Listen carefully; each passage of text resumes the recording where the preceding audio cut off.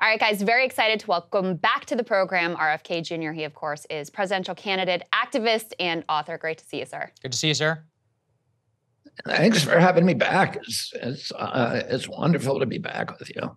Yeah, it's truly our pleasure. Wanted to get off the top your reaction to breaking news. Of course, we have new charges filed against former President Trump with regards to his handling of classified documents and alleged obstruction. Just wanted to get your reaction to those indictments. You know, I don't know enough about him. I would say this, and I'm not giving you anything special, any kind of special inside information or insight. I thought the New York case was a very weak case, and if I had been a prosecutor, I would not have brought it, mainly because it's the President of the United States, and so you have to kind of tiptoe through the minefields if you're a prosecutor, because you want to avoid the optics that this is a political prosecution. In the United States, we've always tried to avoid those optics. But this case looks much stronger. Mm-hmm. And the reason to me it's surprising is because the judge penetrated the attorney-client privilege, which almost never happens. And, normally the conversations between an attorney and a client are privileged and no court can look at those. But in this case, the exception is if the attorney and the client are plotting a crime together or involved in sort of some kind of criminal conspiracy, then the courts will allow that to be penetrated. And once the determination is made and that threshold is passed, where the court says, okay, you can now look at conversations between the client and his attorney, it is really, really, it'll be mayhem for the client, because a client was having those conversations assuming nobody would ever see them and that he could say anything he wanted. Mm-hmm. And I think that makes this case look very real and I think very dangerous for President Trump. Sir, would you ever consider a pardon for President Trump? I wouldn't even talk about that at this point. Got it. Gotcha. We wanted to ask you, too, a little bit about your views of current President Biden. So one of the concerns among the general public and among Democratic primary voters as well is about his age and his just ability to perform the job that is entailed as President of the United States. Do you personally think that Joe Biden is fit to serve as president for another 4 years? I don't have any idea. I think people around him should be giving them good advice on that. If they think that there's a lack of mental acuity or lack of capacity to deal with crises or lack of independent, an ability to exercise the independent and very good judgment, I think that they and have his family and his counselors have an obligation to our country to tell him to step down. But I don't have any kind of insight. And, I see some of the films and stuff. Right. And you know him, don't you? Yeah, but I haven't seen him in years. And when I had interactions with him, he was always very sharp. And so I don't know what he's like now behind the scenes. I mean, we see him in these kind of bubbles, and so I have no idea how to assess that. Yeah, well, that's why it'd be good to have debates so that the American people could assess for themselves. I agree. Sir, one of the interesting things in primary differences between yourself and President Biden that you've been talking about is the way that you would approach the war in Ukraine. So I'm curious, right now, we see recent polling have in front of me about 79% of Democrats saying, according to Axios Ipsos, say that they support continuing military aid to Ukraine. Since you are a Democratic candidate, how do you plan on changing some of people's minds within the Democratic base about the U.S. approach to Ukraine?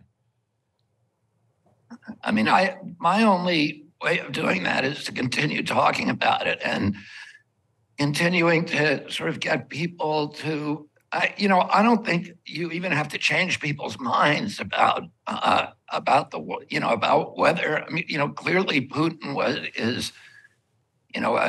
broke the law. He's a gangster. This was a brutal invasion that could have been avoided. And I don't think you need to change people's minds about that. I think we all want peace, and the number of Ukrainians who have now died. Some estimates are over 350,000 of the kids, Ukrainian kids on the front lines, and then 14 or 15,000 civilians. And that's not good for anybody. And then 30 to 80,000 Russians. And it's just not good for anybody. We should be looking for paths to peace. And I think most America, if you frame the polling question, should we be looking for paths to peace? I think most people will agree that we should be, that this is not good for anybody. And it's definitely not good from a geopolitical strategy for us, because it's, we said, well, we're going to bankrupt Russia, but we're really destroying the economy in Europe and pushing Russia into the embrace with China, which is the worst geopolitical outcome that we could possibly have. So I don't think this is good for us. It's not good for America, certainly. And the cost of the war is enormous, 113 billion so far. The entire budget of EPA is $12 billion a year. The budget for CDC is $12 billion. We have 57% of Americans who cannot put their hands on $1,000 if they have an emergency. We've just cut food stamps, the SNAP program, to 30 million Americans by 90%. I have a friend who is a commercial fisherman, worked his whole life building his business, but he doesn't have benefits. And he's now on disability, and he's been surviving on $280 worth of food stamps a month. He got a call on March 1st that was cut to $25 a month. Jeez. And try to feed yourself on 90 cents a day. And meanwhile, because we're paying for all these wars and $16 trillion for the lockdowns, we have spiraling inflation, which has driven the cost of primary foodstuffs 76% in 2 years. So he's dealing with, this rising cost of food, and his food stamps getting cut to $25. That same month, we topped off Ukrainian aid at $113 billion. And we printed $300 billion more for the to bail out the Silicon Valley banks. And so we got lots from the rich and for the war machine. And yet Americans are really in a place of terrible, terrible hardship. If we took that money that we're giving to the Ukraine, we could pay for all of the food stamps for every American without any cuts at all. And so those are the choices we're making. We're going to starve people in our country, and in order to do something that I think we also need to look behind the sort of comic book depictions of this war, that it's a black and white war, which is the same kind of comic book depictions they give us to justify every war. And we need to look at the U.S. role in the series of U.S. provocations without which this war would probably never have happened. I want to ask you a little bit more. Well, that doesn't excuse Vladimir Putin. It doesn't exclude Vladimir Putin, but we, the neocons in the White House, bear a lot of responsibility for this conflict. Yeah. I wanted to ask you a little bit more about, okay, so if you're president, you're going to cut back the military aid, you're going to seek a diplomatic solution in Ukraine. What would you do to bolster the economic prospects of the American people? For example, do you support things like a federal jobs guarantee? Do you support a universal basic income? What would your economic platform be to help working class Americans? I mean, my primary platform is to cut the costs on the military, to get what we were told was a peace dividend after the collapse of the Soviet Union, the end of the Cold War in 1992. We were going to cut our military budget from about $600 billion a year to $200 billion a year. And that, instead of making, a $1 billion stealth bomber that can't fly in the rain, we were going to take that money and invest it in schools and in infrastructure and in rebuilding America. And instead, we've had the military-industrial complex running our foreign policy and the neocons. And instead of going down to 200 billion, we're now at 1.3 trillion. If you look at all the costs associated with the military, and we need to cut that back to the levels that we were promised, somewhere around those levels. Of course, we need to protect our country, but we can do that by building Fortress America, arming ourselves to the teeth at home, and then spending that money to rebuild the industrial base in this country and rebuild the middle class. I mean, my job is to rebuild the American middle class. We had a period in this country that I was lucky enough to grow up at the height of, beginning at the end of World War II to about 1980. That's called, economists call it Great Prosperity. It was the largest economic growth in the history of the world. We had the biggest and most robust middle class. The middle class was an economic engine that generated half the wealth on the face of the earth from the American middle class. And people wanted our products. People, loved our country, by the way. We were really worshipped around the globe and looked to for moral authority and leadership. And, and I would like to get back to that kind of America where we focus on building our economy at home rather than wars abroad. And does that, just to clarify, do you support either a federal jobs guarantee or a universal basic income as part of that program? I don't know about that. I need to look at those things, and see, and I need to talk to a lot of economists and talk about the ups and downs of those issues. I can see a lot of problems with those issues, which I think are obvious to anybody. And it's a real departure from American free market capitalism. I'd like to try to give this system a chance to work. What do you think the minimum wage should be, sir? And let me say something about that. The reason I wouldn't just say an outright no to the universal basic income and a guaranteed jobs program is because I don't really understand what AI is going to do to our country and what self-driving. I mean, even with self-driving cars, and I talked to Elon Musk about this a couple of weeks ago. I read an article, and I don't know if this is true or not, that over 40% of American jobs include driving. So if you cut away all the driving cars, which is what the intention and aspiration of this, of this new technology is, I do not know what that's going to do to the American economy. I mean, we've had big dislocations before, the end of slavery, for example, in our country. Right. And we had to do these big economic readjustments. And then the invention of the automobile, around at the beginning of the 1900s, when you had if you were a buggy whip manufacturer, that job disappeared, right? Or if you were a buggy manufacturer, whatever, sure. a stable, those jobs disappeared in a couple of years. But they were replaced by new jobs, and in most cases, they were better jobs. They were manufacturing jobs in factories. They were those were very high paying, and that's what supported the growth of the American middle class. Oh, I do not know. And, I'm talking to people right now about this. I had a long talk with Jack Dorsey this morning, and I'm talking with a lot of people in the tech sector about how we're going to prepare ourselves for AI, for the AI economy, when, a lot of human jobs, even the writers in Hollywood, one of the reasons for this strike now is that, they have ChatGPT, right, which can write a script for you in seconds.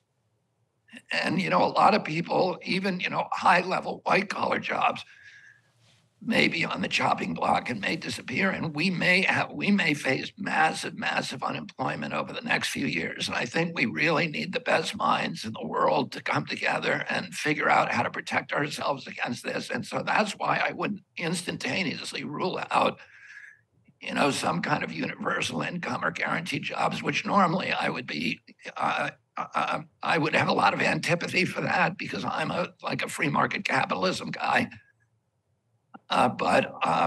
So I don't, so that's why I'm hedging on that. Gotcha. Sure. Just to return to the minimum wage question, assuming nothing does change, do you have a specific number that you think the minimum wage should be? I don't have a specific number, but I think people should have a living wage in this country. People should be able to feed themselves. Right now, is it that 35% of Americans could not, are not making enough money to pay for basic human needs, and that means food, transportation, and housing. And that means those Americans are sitting on the precipice of, of a cliff that they're inches away from or on top of becoming homeless.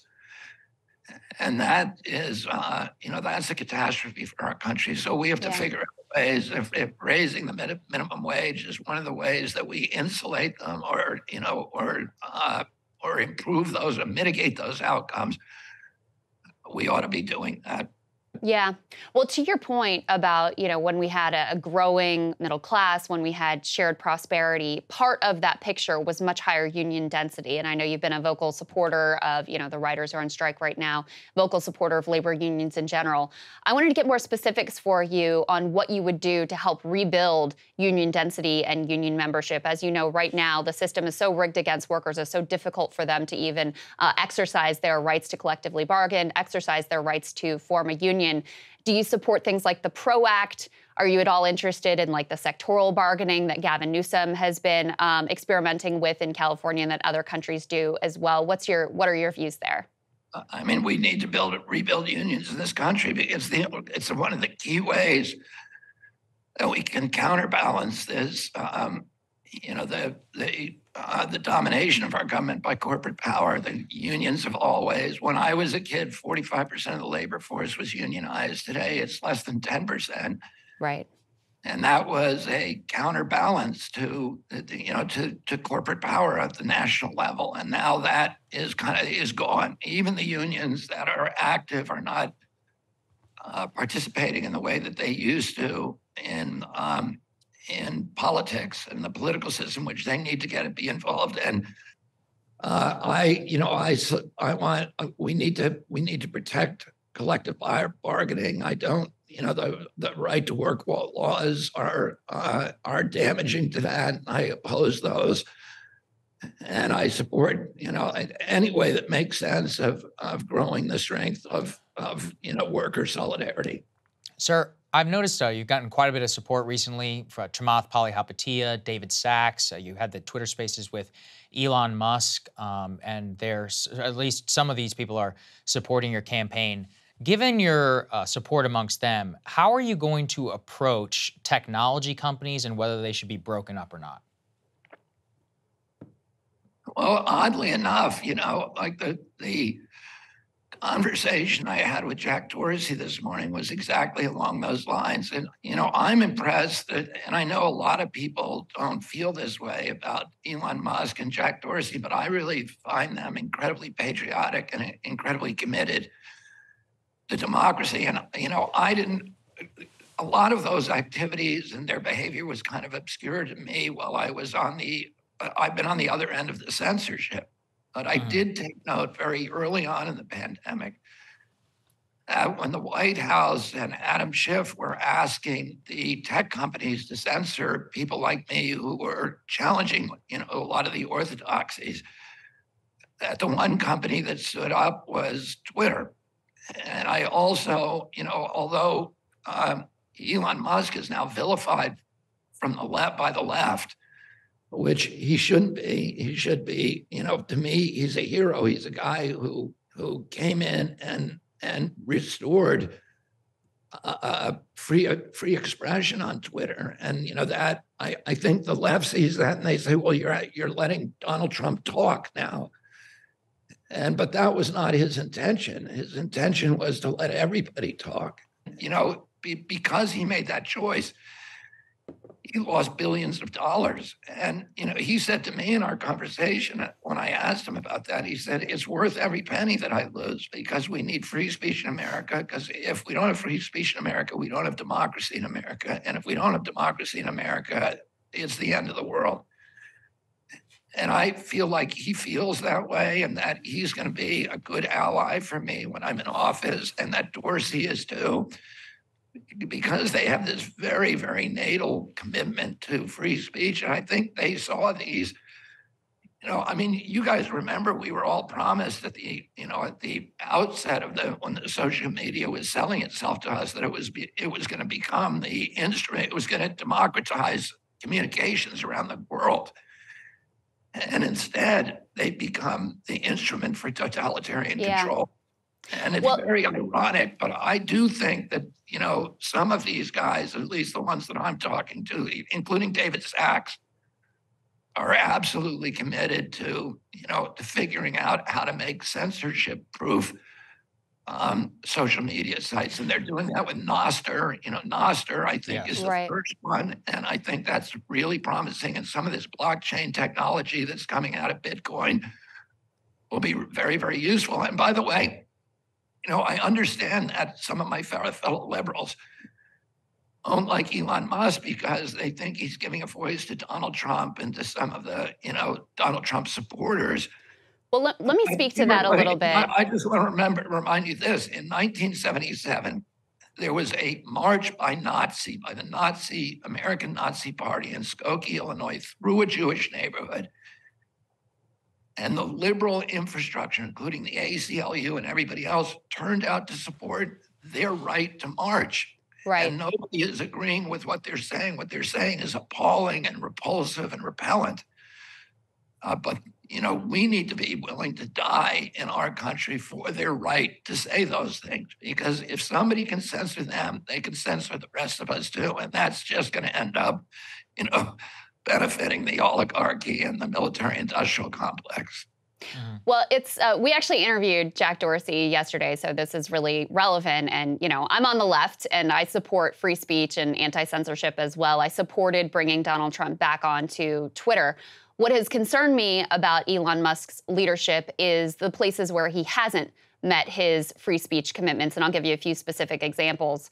When he censored journalists who were critical of him, when he bent to demands from the Turkish government ahead of a critical election there to censor journalists who were digging into, what what Erdogan was up to. Also bending to requests from the Modi government in India as well. So what do you say to those critiques of Elon Musk that he actually hasn't lived up to his commitment and his stated principle that he is in favor of free speech absolutism? Well, I'm not going to, my job is not to defend Elon Musk. But I would bet you this, Krystal, that if you asked him those questions, that he would have a pretty good answer for them. And I can guess that part of it, I don't know why he censored the people who were criticizing him. I know that he did respond to that, but I don't recall what his response was. But one of the things that Dorsey talked to me about this morning was the difficulty of operating in foreign countries. And now all across Europe where they're demanding censorship. Right. And so you have to make a choice in some of these countries. And, Turkey is not a freedom of speech country. You have to make a choice. Am I going to continue to operate this institution in this country and bring some of the benefits that it does and the revenue to, my shareholders and my company? Right. Or am I going to, make a stand here and die on this hill and report the truth and then be shut down the next day? So I don't know what he would say, but I can imagine that those are some of the really difficult choices he was forced to make. Yeah, well, that is actually what he did say in response, is that his commitment to free speech goes as far as the laws of a certain country provide.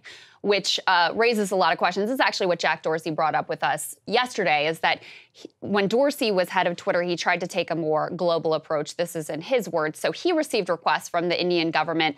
They either threatened or actually did raid his offices, according to him. They pulled staff from the country and were, concerned about operating there, but they didn't accede to the demands. So what is your view of the way that those things should be handled? Because, if you look at any sort of totalitarian government, they're going to have egregious anti-free speech laws on the books. Is the responsibility of someone who claims to be a free speech advocate to stand up to those governments, or just to abide by whatever the law is and whatever that authoritarian government demands? Yeah, Krystal, I think that's a really good question, and it's a really troubling issue. And I think right now, it's becoming more and more difficult because there are competitors within those countries that have the ability to completely replace, institutions like Twitter, where the Twitter and some of these other social media companies are now no longer all powerful.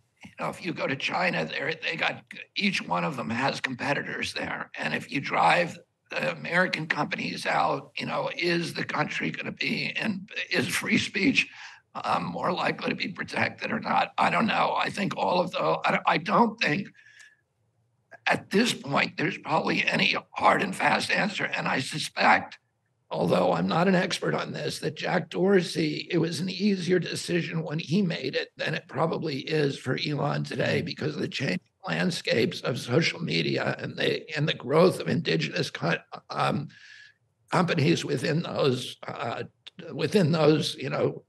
I'd say, tyrannical systems. Sir, just two last questions for you. I'm curious what your view is of corporations like Bud Light getting involved in Pride Month and in trans issues. I would say those are strategy choices for them.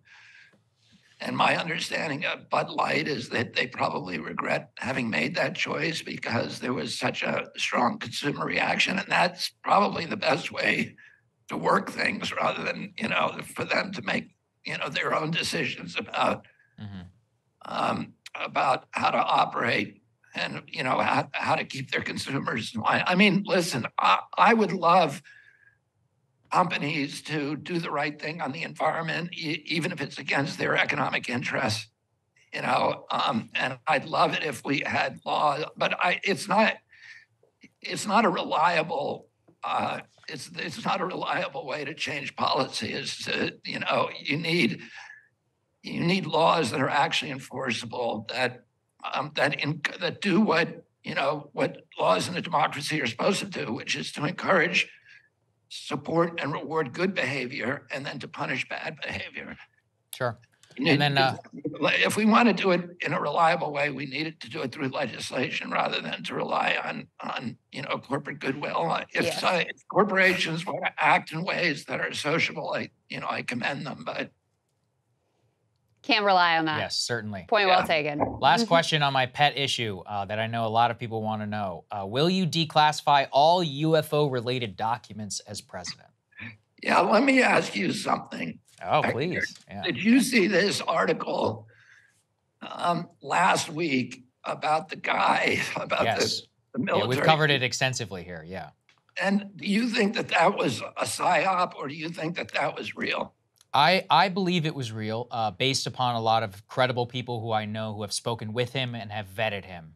Okay. What do you think? Why don't you tell people what we're talking about? Sure, yeah. For those who don't know, Dave Grush, who's an whistleblower, came forward through the intelligence community process. He says that multiple alien spacecraft are in the possession of the United States government. The Inspector General of the intelligence community says that he is highly credible and is bringing forward urgent information, and actually several representatives in Congress were asked about it just 30 minutes or so before you and I spoke, and many of them, including Senator Gillibrand, Senator Hawley, bipartisanship, if you will, all said that they were credible and that they had asked the intelligence community about that, and were it quote unquote rang true, at least in some cases.